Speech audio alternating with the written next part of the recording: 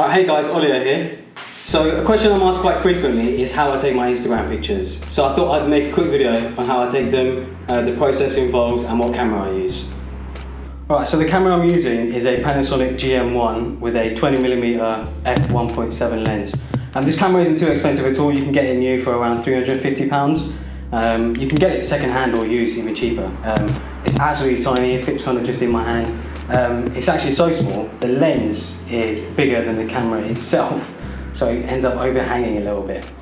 But it's the camera I use for my pictures. You don't need to spend a big amount of money just to take really good quality pictures, basically.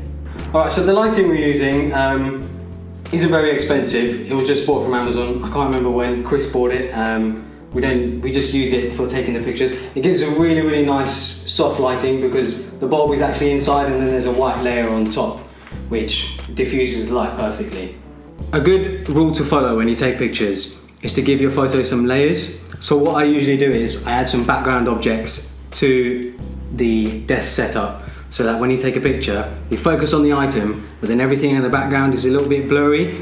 Some of the items I've bought are just random things I bought from IKEA, and they're iPhone boxes and Apple boxes, just, you know, product boxes basically. It doesn't need to be anything special.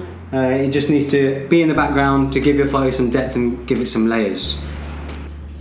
Okay, so I usually put my camera into Aperture Mode. I think that's the best way to kind of take control of the lighting in the pictures. So I have it in Aperture Mode right now, as you can see.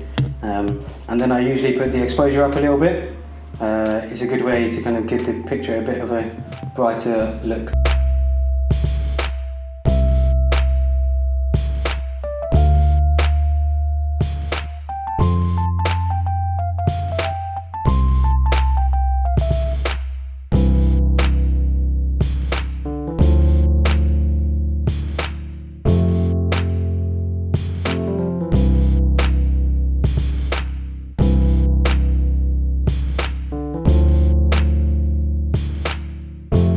So a good way to take some minimalist pictures is to get some foam core.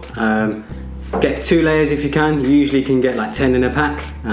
So I put 1 layer on the bottom and 1 layer on the side, and they sit in a right angle kind of position. And then I put the product kind of wherever I want it in the kind of area of the foam core. This is a brilliant way to get a very, very minimalist picture.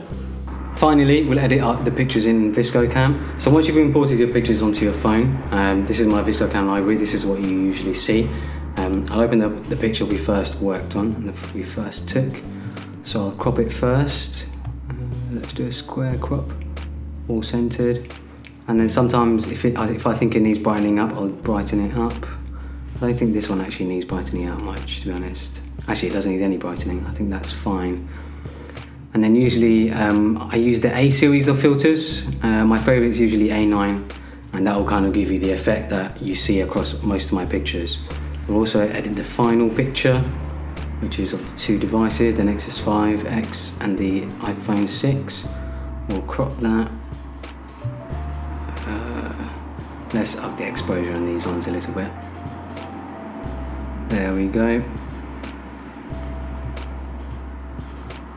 And then we'll use A9 as well. And there we go, there's the final product.